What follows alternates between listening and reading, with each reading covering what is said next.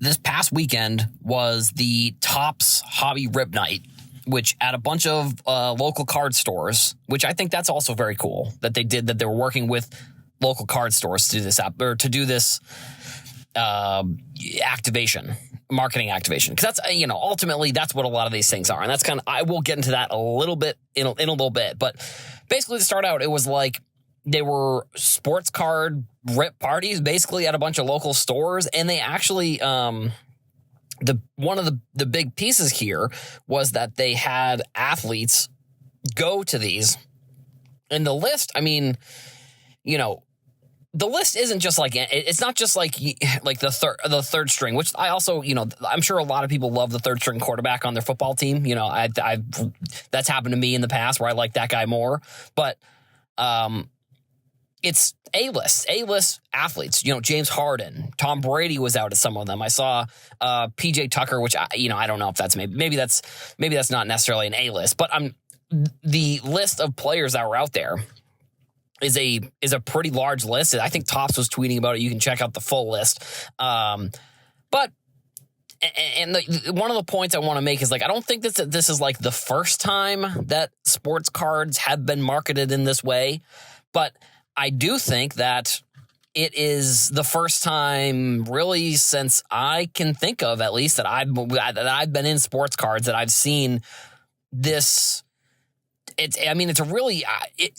think it's an innovative way to market here, what Topps is doing. And I almost think it's innovative because they actually are sort of like doing different things. And I think that's one thing that I kind of noticed like a couple of years ago, at least if I'm comparing now to a couple of years ago. And one of the things I always talked about was like the sports card marketing isn't like the best. Like, they have, each of them have a bunch of Instagram followers. Each of them do, social media posts. Each of them do all the things that you should be doing if you're marketing.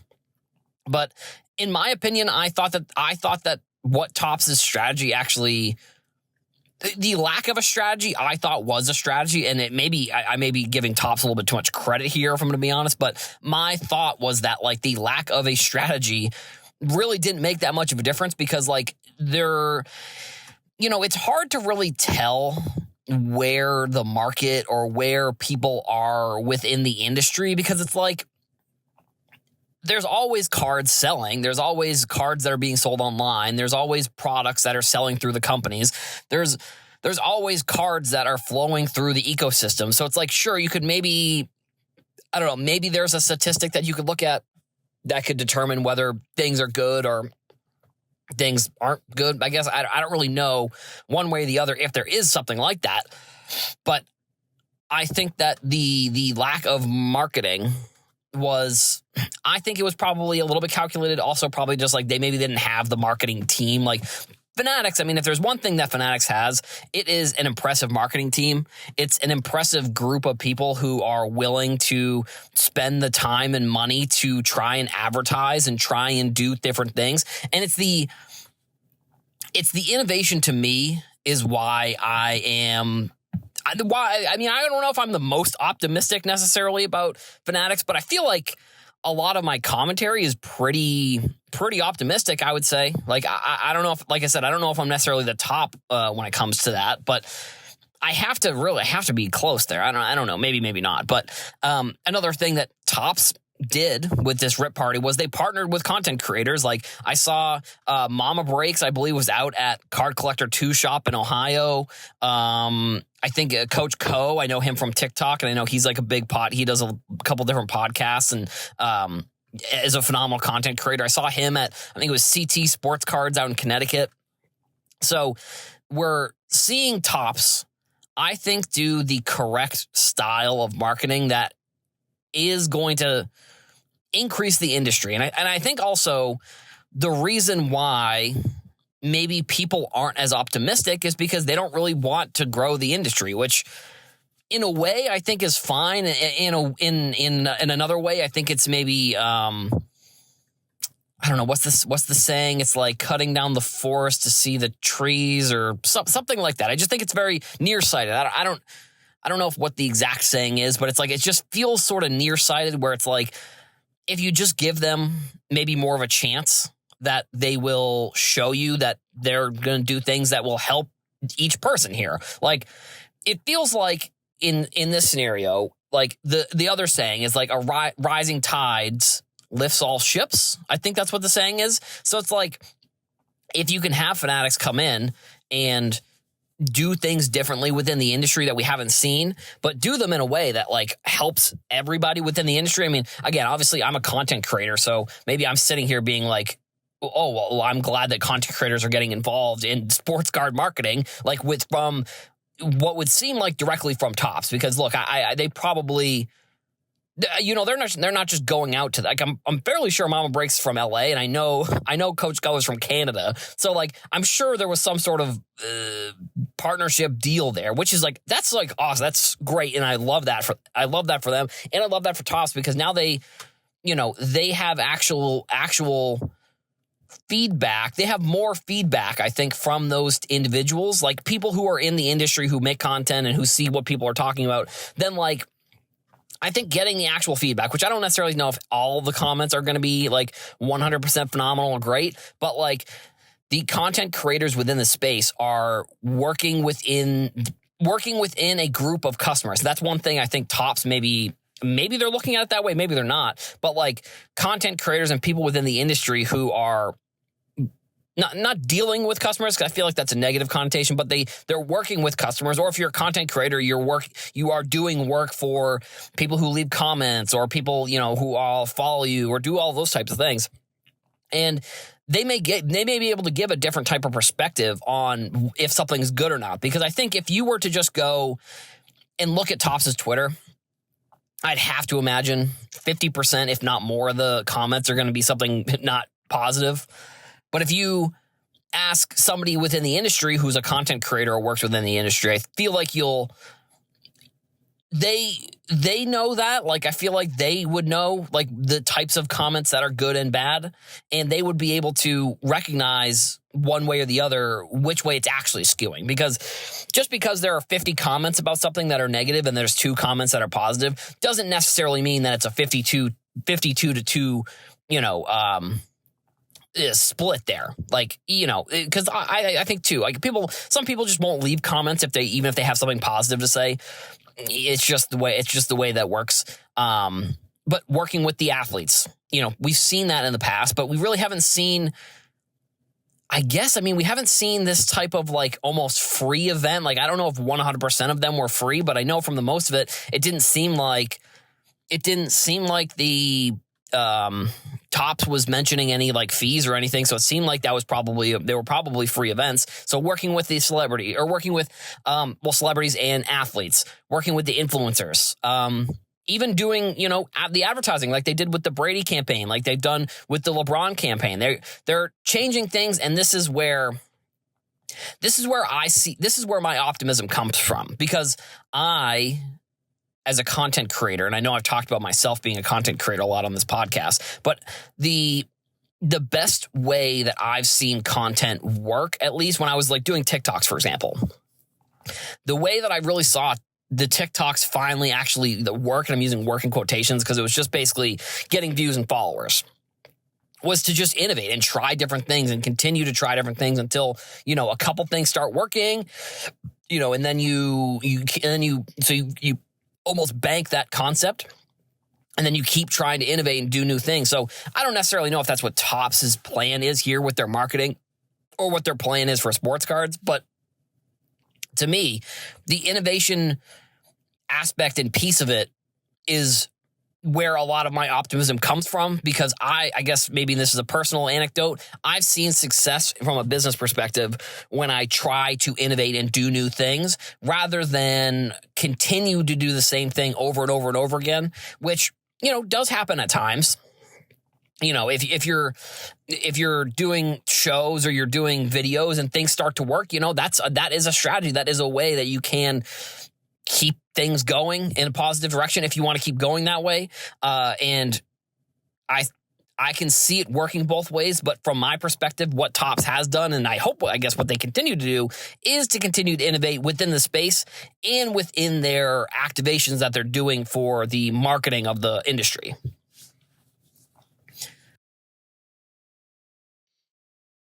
All right, so here we are, week 2 in the books.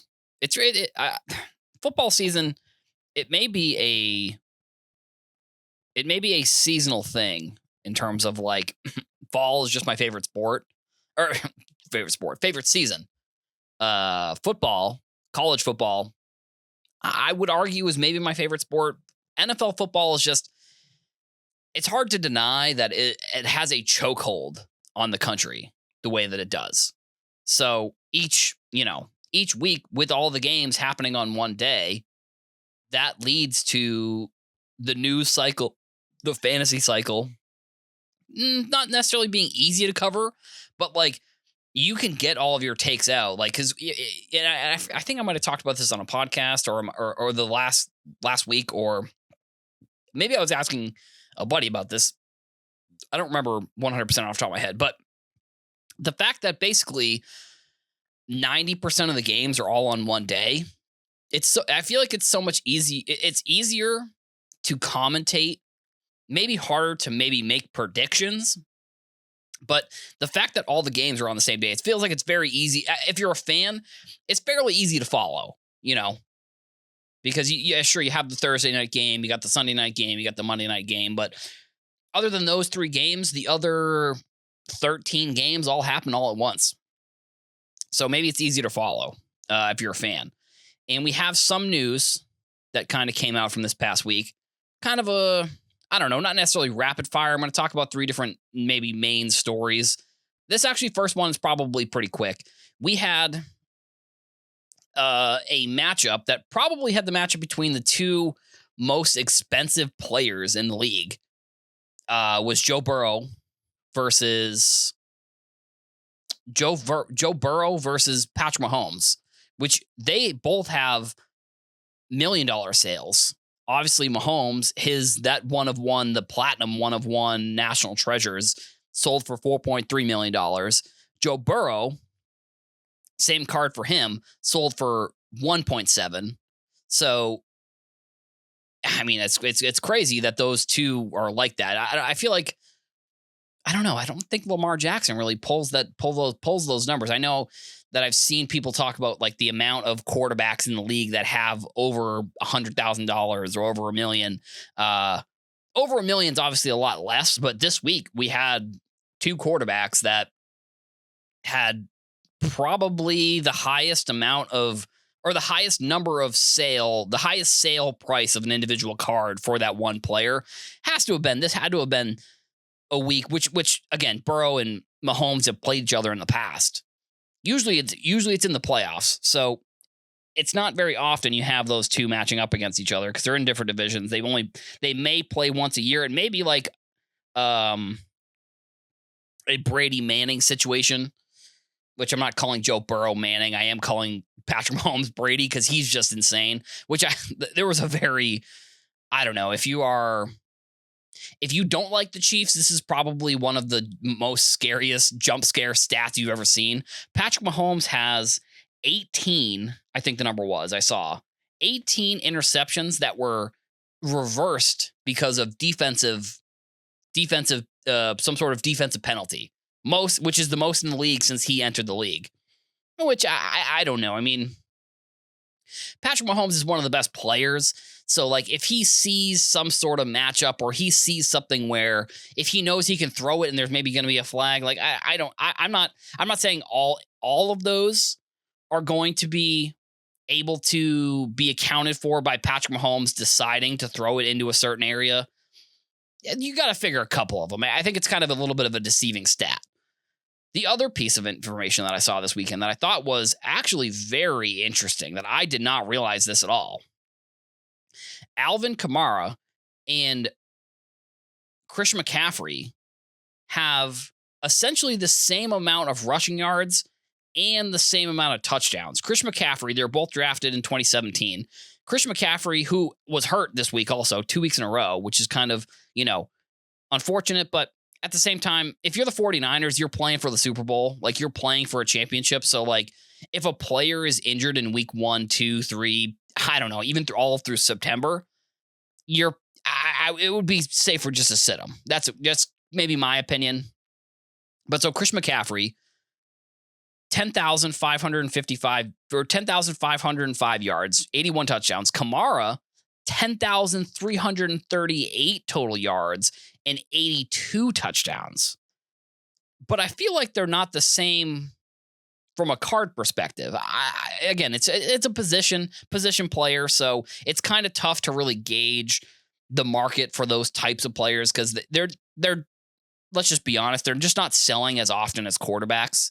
So the market is not fluctuating as high and as low. But to look at those two players and to have them have the same exact stats, I think it goes to, the sports card industry, market, whatever you want to say. It's just interesting that those two players drafted in the same year have the same amount of stats. One player in Christian McCaffrey is on the Madden cover. He's viewed as one of the best players of this generation. And I do think that people view Kamara as one of the best players of this generation, but like the generational talent tag within the card industry, I just don't see that being thrown around as much with Kamara. I think maybe, he did obviously put up like 3 or 4, I think like 3 touchdowns maybe this week. I mean, the Saints dominated too. So like that's, you're not every week you're going to have, such a huge performance from them. So like, I don't know, maybe it's more of like Kamara goes on these bursts of like 2-3 touchdowns in a game. And then he goes through a stretch where he doesn't really score that much. And McCaffrey notoriously scores every single game. Like I think his anytime touchdown scoring is like minus 300 in most games nowadays, like where the lowest you'll see for any other player is usually like around plus 100. So you can bet essentially what you think. You can double your money on a pick like that. But if you want to throw McCaffrey in that conversation, you almost have to bet him with something else because like his number is just too unrealistic to bet. Like you can't really do that. But from a card perspective, again, I just don't see them being viewed the same, and maybe they should be viewed the same. And maybe the statistics don't tell the whole story, but when the statistics tell the story that each of the players have the same amount of passing or each of the rushing yards and they have the same amount of touchdowns, I think the conversation should be had of like, is one overrated or is one underrated? And I think that's a conversation we're going to start having. I think the Saints actually are going to be sneaky this year. Like first week, we kind of chalked it up to, they played the Panthers. Panthers are actually the other topic that I'm going to talk about on the podcast, but Panthers basically one of the worst teams in the league. Cowboys are a playoff contender, and they dominated. So the Saints, I think, are going to be a sneaky play this year for some people in either survivor pools or, I don't know. I mean, if you want to buy some Derek Carr cards, it may be an interesting time to buy him before maybe, I don't think he's going to go on a MVP type run, but if the Saints are going to have any type of success, it's probably going to be a Kamara Carr duo there to figure that out. And the last topic we have, unfortunate. I wrote an article on SI. Shout out to Danny for bringing me on as one of the writers here. One of my articles was actually about the Panthers and Bryce Young and how you could buy Panthers season tickets for the same price as a Bryce Young kaboom. Like they were both in that like $550 range. Obviously their fees with the tickets, so you're probably paying more like $650 for those. There probably aren't as many fees on eBay for those cards. But the news, unfortunately, is that my TCU son, my boy, the Red Rocket, I think they call him the Red Rocket. Maybe they don't. Maybe I just made that up. Some sort of joke with red hair. But Andy Dalton, he's back. He is back in the starting job. Bryce Young, after 2 weeks, has been sat. I think it'll be interesting to see if this team gets better or worse here. Like I brought up the question of like, is Bryce Young like a bust? Is he going to be is he going to be like a Tua or a, Jalen Hurts when he played at Alabama and he goes on to the NFL and, they turn into these players? Or is he going to be like a Mac Jones or like a AJ McCarron? We don't really know, I think, at this point. I think also, realistically, the Panthers are so horrible that it's just like to try I don't know if Bryce Young is on any other team. I just don't see how he's not good. Like, so it is unfortunate really that he's playing where he is. That's what I'll say. And from a card perspective, I think it's probably unfortunate too, because Bryce Young being the number one pick, obviously he's one of those top players from that draft class. At the same time, he doesn't have any RPAs, so maybe it's not the worst thing in the world that he isn't going to turn out to be the best player. But at the same time, I know that like a lot of people probably spent a decent amount of money on his cards, expecting him to be really sort of the savior there down in Carolina. I think if you switch, and here's sort of what I think. I think if you switch Bryce Young with CJ Stroud or Anthony Richardson, just two other players that were in the top 5 in that draft class, I'd say the results are probably the same for all the teams. You know, I think the Texans also are 0-2 also. Colts 0-2. No. Actually, that doesn't make sense. No, the Texans must be 1-1 because Colts and Texans play in the first week. So Anthony Richardson also 0-2. And maybe he has some better weapons. No, he definitely has better weapons. You know, Alec Pierce, Michael Pittman, Jonathan Taylor. I mean, it's almost not even close, the weapons that they have in Indianapolis versus what they have in the Carolina. So again, maybe these are opportunities where you can, if you like Bryce Young, maybe you can go and buy some of those cards. Like, I wouldn't be surprised if we see a little bit of a downtick in some of the prices of those cards. So if you're a gambler and you want to gamble on Bryce Young this year, now is probably the best time. Like, 'cause you can't, if he's going to go back in as the starter, there's no way that they pull him again. If they pull him again, then there's something else going on here, and there's a bigger issue at foot than just he's playing badly and the team is bad. So you figure if he is out for a couple weeks, you probably have 2-3 weeks to, you know, maybe, I don't know, maybe they even say he's injured. Maybe he has an injury that he's not saying, or just the team is bad. I don't really know here, but maybe you have a couple weeks to buy his cards, where with Anthony Richardson, you really don't, or even CJ Stroud, I don't know. You don't really have that much time to buy those cards now that the season has started. I think that this gives people an opportunity if you like Bryce Young. I'm not saying necessarily that I love him. I think that team is actually, unfortunately, in such a bad spot that he may have like a Sam Darnold type career here, where he gets outcast because he was so bad. And then, like I said, Sam Darnold goes to the Vikings, where J.J. McCarthy was supposed to be the starter. McCarthy gets hurt. Sam Darnold has a Justin Jefferson, which is obviously lucky. You know, there's no Justin Jefferson there in Carolina. So I don't know. Maybe is he going to have a Sam Darnold type career where it's like he's going to have to leave and go somewhere else to play well?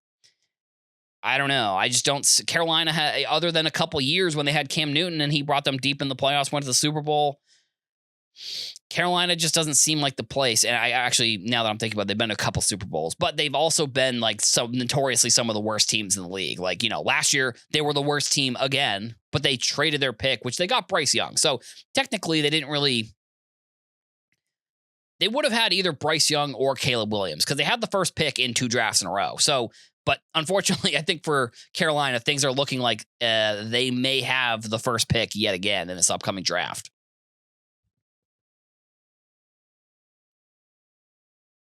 All right, so first topic here on the show today.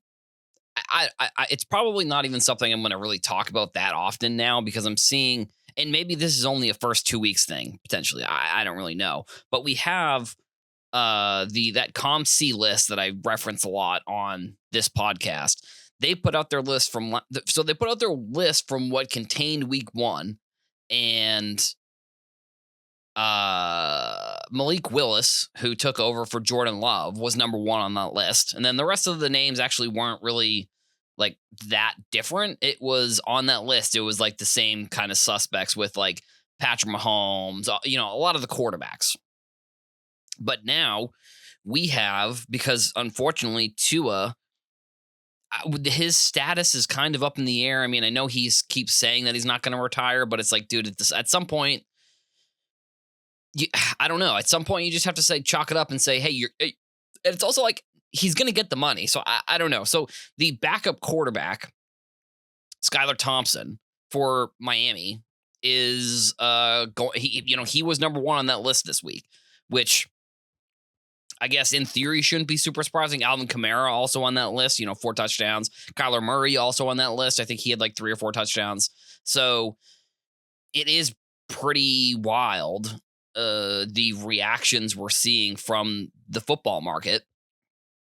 And it may, maybe it's like, no, I don't know, because I was going to say maybe the capacity is so low and that's why those cards end up jumping up in the number of sales. But like those sales are compared to all the other players in the league. It's not the percentage does not equal the increase, I guess, if that makes sense. So I don't know. I mean, I'm sure if there's a quarterback injury next week, well, Andy Dalton, for example, he'll probably be at the top of the list. Or I'm surprised like Derek Carr isn't really on that list anywhere. But, next week it'll probably be, either Andy Dalton at the top of that list or it'll be any other backup quarterback that came in for the starter. So now we're going to get kind of into the actual topic of the show. And I think I said that and I sighed. I didn't mean to sigh there because it's actually pretty exciting. So I don't know what product this is going to be in here. This is part of a feature. Oh, this is part of a Wembanyama release. Okay. So they Topps Mercury. This is part of the Victor Wembanyama release. Wow, this is actually these designs are actually pretty cool. Oh, they have some like RPAs. Yeah, they have one image that's not that good because you can see the front of the jersey, but 8 cards per box, and one of the cards, they said there's gonna be 6 versions of the card. There's a superfractor, and then there's gonna be 5 limited to 5, and they're gonna be dual autographs with LeBron and Victor Wembanyama. And I think it is a cool concept. I do worry that eventually down the road, we're going to look back at these cards and we're going to look back at Victor Wembanyama and LeBron on a card. And we're going to be like, what was Topps even thinking here with this? Because, if you're coming off a rookie season as good as Wembanyama, the chances are there's probably decent chances that you're going to be good for the majority of your career. I mean, he really is sort of, I don't think he's revolutionizing anything, but he has a very similar stature, I guess, like the way that his body is like kind of similar to how Giannis was when he was like a rookie, like very long and lanky. So if he gets with Giannis or he gets with Giannis's trainer or whoever, helped him bulk up, like he could be one of the best players of all time. But I also think that just because he won Rookie of the Year, that doesn't mean he's going to be. Is he going to even be, it gets into the conversation of like, is he even going to be a top 5 player in the league one day? I think it's too early to tell. You'd like to think so. And I think from a sports card perspective here, I kind of hope so because of how much has been invested in him, not even just from a person buying sports card perspective, but from the amount of marketing they're putting in, they're investing a lot there. And actually, now that I'm thinking about it, and you could include how much money people are spending on his cards as well, and how much money people are spending on grading. So you kind of hope that he does turn out to be a superstar, which, like I said, I mean, he has the potential to be, but he also has the potential to do sort of what like other, Ben Simmons also won Rookie of the Year. Now, I'm not comparing Ben Simmons really to Wembanyama, two totally different players. But the fact that they both won Rookie of the Year, it shows you that Rookie of the Year doesn't exactly mean that you're going to go on to be a superstar. But at the same time, I think Wembanyama, people are probably a little bit more excited for Wembanyama, I think, because of how like dynamic and how unique he is to the league itself. But that, again, these things don't mean that he's going to pan out as a superstar.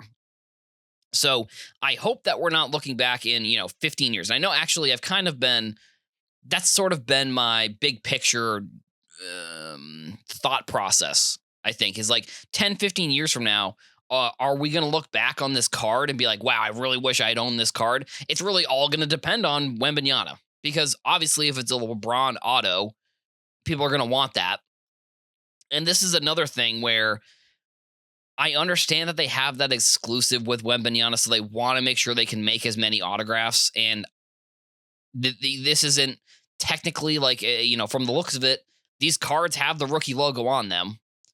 All the singles that are in this, all the singles that are coming out of this product. So it's not as egregious with the NFL. The new season has started, the draft happened. So technically there are new rookies that, are on the block here. So in theory, technically Wembanyama isn't a rookie anymore, but maybe people look at it and say, well, he's a rookie until they start the new season. Maybe that's how they look at it. I don't really know here, but whatever. But I hope that, the point of trying to get those Wembanyama autos out, I guess that makes sense. But you've only got it feels like you only have a certain amount of LeBron autos that are going to be released. And this is maybe another issue where I don't know if Topps is going to run into this issue, but they may, is how are people going to look at this product in, like I said, the 10 to 15 year window? Are they going to care that these weren't unlicensed? It was the return of Topps basketball. So is that what people are going to talk about versus if they had just waited a year or two, they would have been able to come out with fully licensed cards. And sure, I guess you can't do Wembanyama rookie autos in those products, but I don't know. I mean, I'm sure there's something they could have done to figure that out. I don't know what they could have done, but they could have figured something out. But now we have LeBron in a non, I don't know, an unlicensed product as an auto.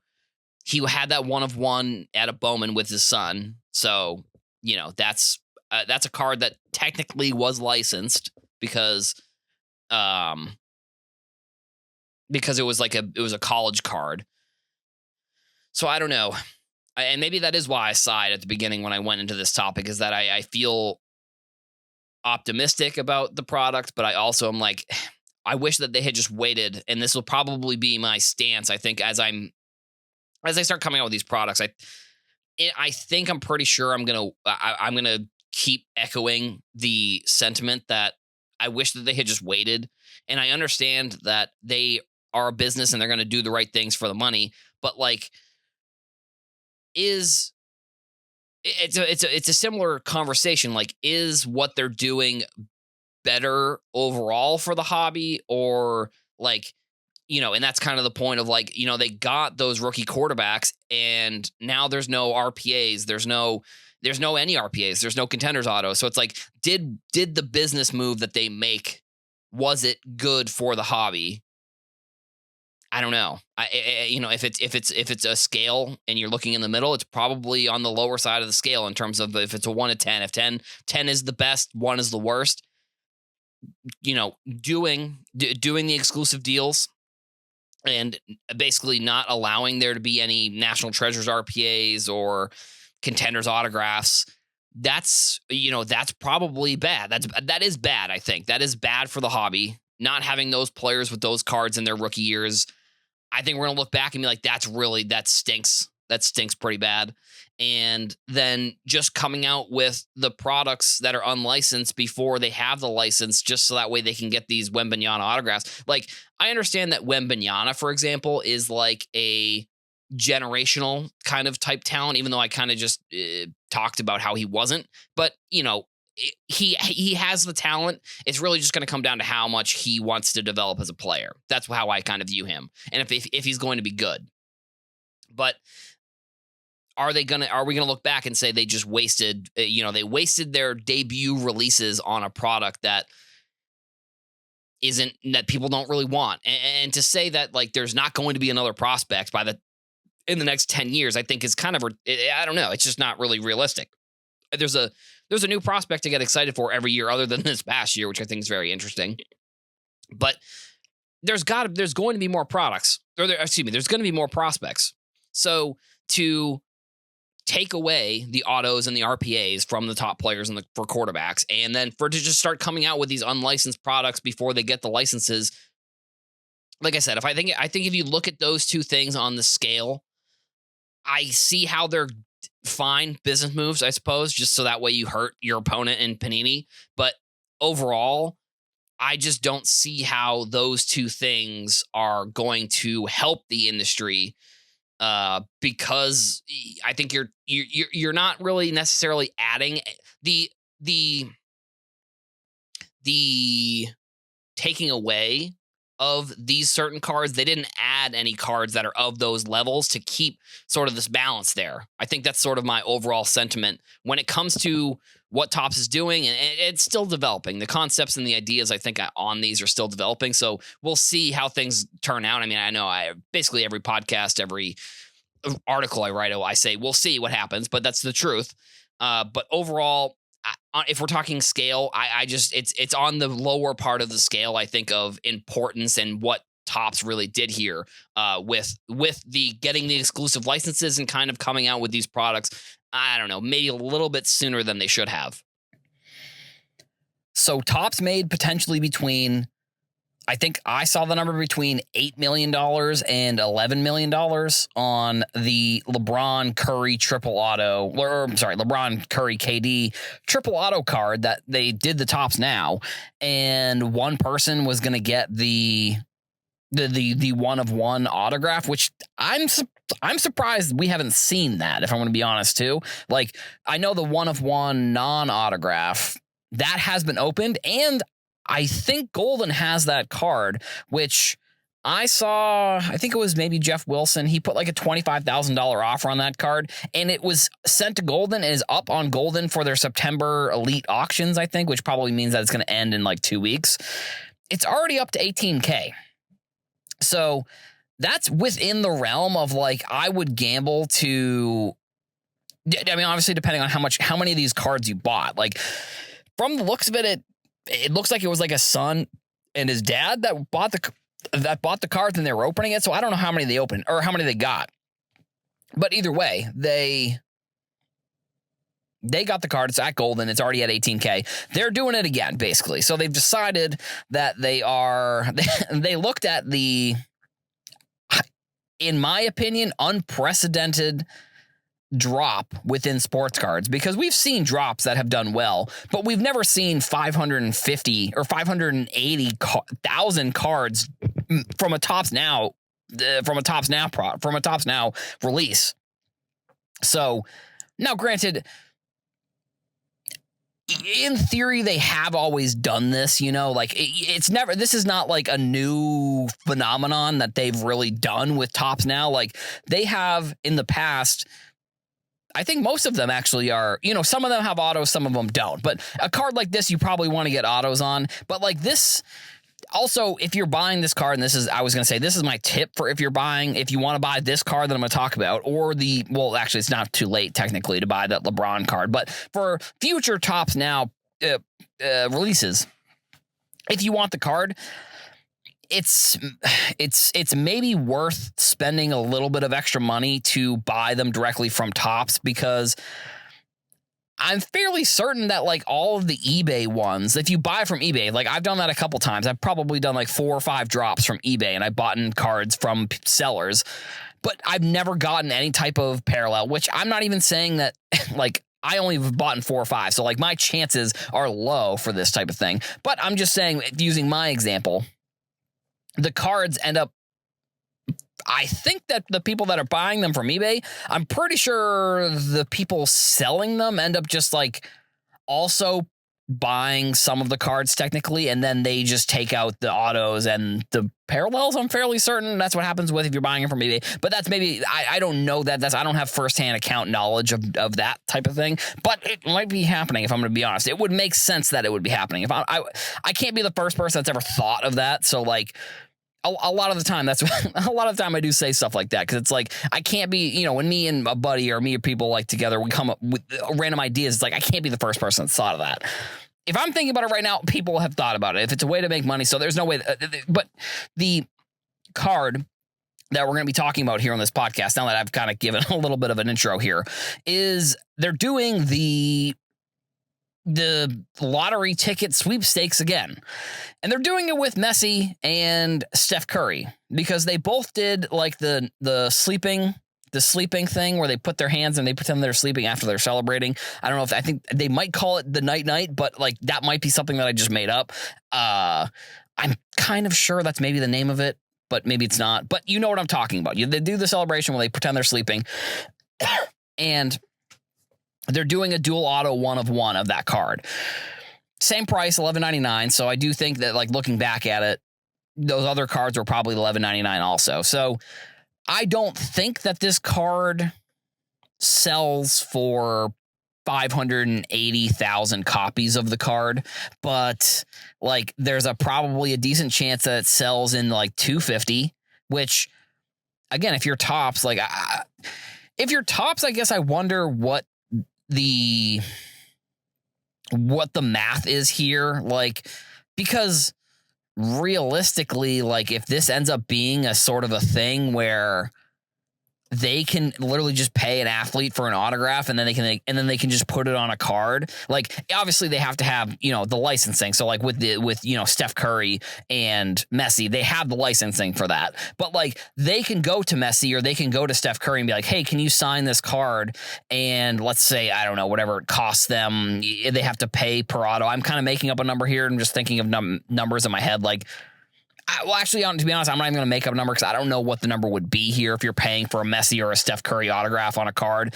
But like, let's say it's $500,000. Like, it can't be more than, it can't be less than it can't be more than $500,000 for one. Well, it's not going to be one. It's going to be all the autograph cards. But like, still, for one set of autograph cards, there's no way that they're paying Messi or Steph Curry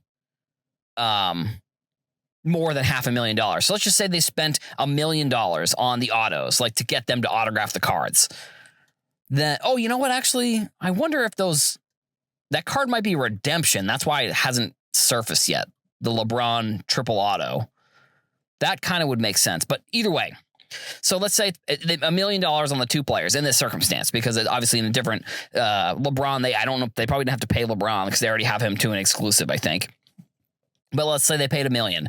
Then let's say it takes, I don't know, another maybe $500,000 or $250,000 to produce the card. Like, you're making a pretty decent profit here and really not having to spend a lot. It seems like because you're only making this one card. So it's like I don't know. I don't know. It just, the math here for Topps is like, it feels like it's very a good deal for them to do. Now, I don't know. I mean, I guess I don't know how much they're paying to get these autos, but at the same time, it's like, like I said, they made potentially like upwards of $10 million just from that one other drop. So like, if they're going to make $3-4 million off of this drop, like, that means they can probably spend, like, even if they're spending like, let's say they make $4 million off the drop, that would probably be like 200,000, maybe a little bit more than 200,000. If they make $4 million, like, they can spend $2 million to get all of this done. And it's like, you just made $2 million basically like in a snap of a fingers, almost, it seems like. So this is we're getting into I've seen the term coined. I don't know necessarily if it's 100% sure. Like, I don't know if it's 100% someone else's term, but like the lottery ticket concept here within sports cards is what we're kind of getting to, if I'm going to be honest. Like, we're getting to a point where it's like, even Topps is like, this is just a lottery ticket. Like, this is just, we're gambling here. So I don't know. I like the concept. I think it's good for Topps because, again, you've heard me talk about this on the podcast. I want the companies to make money, but I also want like collectors and people who are buying the cards to have the potential to make money. So like, on one hand, if they can do one of these drops and then maybe eat the cost, like, this is actually okay. So here's what it is. Like, if they can do these drops and then use like let's say Michael Rubin wants to go with this strategy. They use the money from the drops to make the other products better. and they make less money on the products to make them better. That would be my ideal scenario if they want to continue to do drops like this. And unless they do, I mean, they've already done a LeBron drop. So like, it really would have to be like some sort of like Montana Brady. Like it would have to be some sort of Montana Brady card if they were to do this with football, like to get to the level I think that LeBron card gets to. And even that, honestly, like we saw this when people when people figured out that the Topps 2020 project way back 4 or 5 years ago, 4 years ago at this point, when they figured out that people were making a lot of money from that, the numbers jumped up from like under a couple thousand to 90,000. So like, I don't know. I'm wondering if something like that could happen here potentially, like some sort of crazy. Well, we already saw it. I mean, we just saw it. Like, but at the same time, it wasn't like there wasn't a 1-of-1 LeBron triple auto in that Project 2020. So, somebody, I don't know. But at this, like I said, at the same time, it's just these cards are not really like the base cards are not really going to be that worth that much.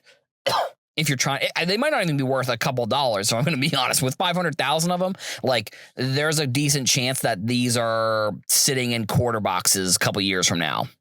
And like it's better than it's technically better than a lottery ticket, because if you look at an actual lottery ticket,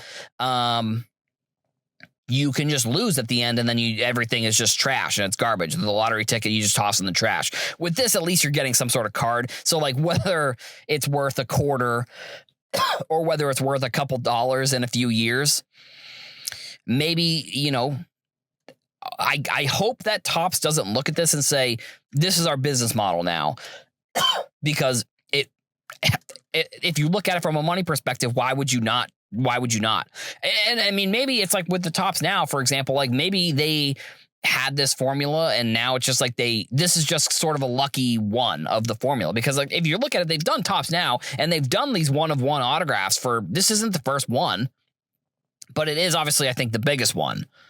And I think in history, it will probably be considered the biggest Topps now drop. Yeah, probably. I mean, I can't really think of any other ones that could do numbers the way that these are. But I hope that Topps uses the money to make the other products better. I hope that they don't just say, oh, well, now this is our new profit. This is the new profit thing. So I don't know. I think it's 50-50, to be honest, what I think Fanatics or Topps can do here, whether they go one way or the other. But, I think for the sake of collectors, we do have to root for them to reinvest some of the profits here from this drop into products. So, I mean, we're going into what will be, I think, week 4 of the college football season here. And I think throughout this year, we have seen Panini come out with their, Bowman Next, because Topps has their Bowman Next, which is all of the prospects and players in college. And now Panini has been doing this. But I think the interesting thing that I want to keep my eye on, but I don't even know necessarily if like either of the companies view it this way. But they each other right now, this is really the only other than soccer. But like soccer, the licenses within soccer, those are all like weird and like kind of nuanced and convoluted. Well, actually, I don't know. They're confusing. But with this one, it's basically 1-to-1. Like I think there are some teams specifically. I think Texas, I'm pretty sure Texas is one of the teams where Topps can't make any Texas cards, if I'm not mistaken. Because I think they signed like an exclusive NIL deal with Panini. But also the thing that I have seen on these new cards is that Panini, like,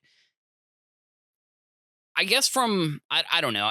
I look at the logos on these cards sometimes, maybe, I don't know, maybe more than others, but just from the fact that like, I was doing the card reviews, the design reviews back in 2018, originally on Instagram.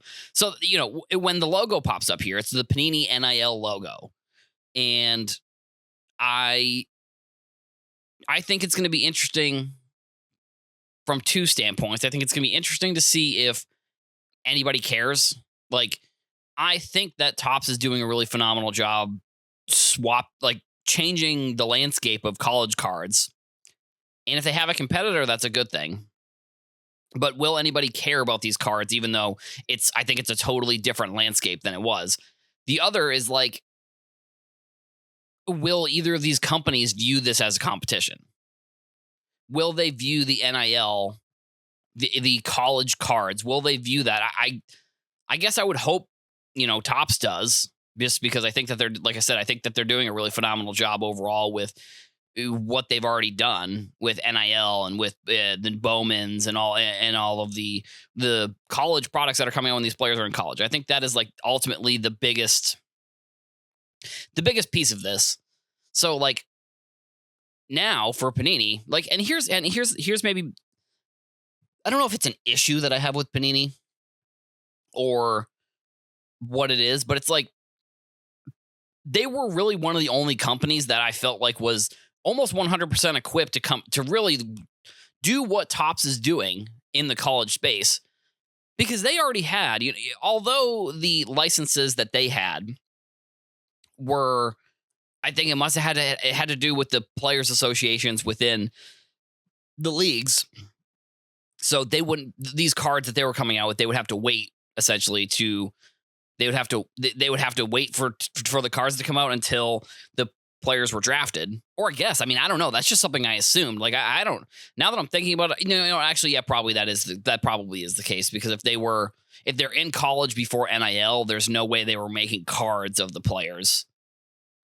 So I thought Panini would have, because they already have at least some sort of relationship with a lot of the schools, because, if, even though the players weren't technically at the school anymore when they came out with the cards, I thought that they would at least have some sort of relationship already in place. I mean, especially if you're doing business the way that Panini does business with colleges, like, I don't know. I mean, I guess maybe it was kind of out of the blue that the NIL stuff kind of came to fruition. But like, if you are if you are one of the biggest licensees of the NCAA in Panini, I feel like they would have. There's maybe I feel like they could have prepared a little bit better here. Like, the fact that they really haven't changed anything about how they're coming out with the college products, I think is really just telling of where the company is in general. They're just going to go with the tried and true, like, release the products and people will buy them and some people won't. Like, when it comes to the college stuff, I think that they're just like, at this point, there's, trying to innovate this is going to be tough. But out of any of the companies, I thought they would be, because they already had some sort of prior relationship with these schools, if they were coming out with these cards. So I don't know, but it is in the modern era, which, I don't know. I forget exactly when you could go back. I guess it would be like Topps football, the last time that, or 2014 Topps football, which also had Prism. That was probably the last time, kind of in the modern era, where we had one sport within America, because like I said, soccer I think is different. We had one sport within America that was split between two different companies making their cards. And it really, like, even if you look back at those couple of years, like I think 2013 probably as well had Topps, and it also, I think it had Topps and Panini making Prism, presumably at that time, because I think it would have been released already. But I think you look at the competition, and like, is there any really? Again, like, maybe I'm looking into this a little bit too much, but like, I can't imagine either company was happy with the other company making the cards, But like, and I think it also flip-flops back and forth between like depending on the player, because realistically also there aren't many players from that era that have both those cards. I think actually Gronk might also have a Prism, and Russell Wilson maybe another player, but I think it's really, I don't think there's a tell one way or the other. And I also think that with those releases, those also like, those releases also were probably more important, more people. There was a little bit probably more interest than there was really with like this NIL deal stuff. Cause like you'll have to look at, I don't know, that year and say, was there any competition? Like it will there be? Because like I said, those are regular releases. These are like almost like Tops now. And Panini hasn't really, I haven't seen anything that they've really changed the way that they're doing a lot of these college cards. So, we might see some competition here between Tops and Panini. But at the same time, I wouldn't be surprised if each company, if Tops continues to innovate and at the end of the day, Panini just decides not to.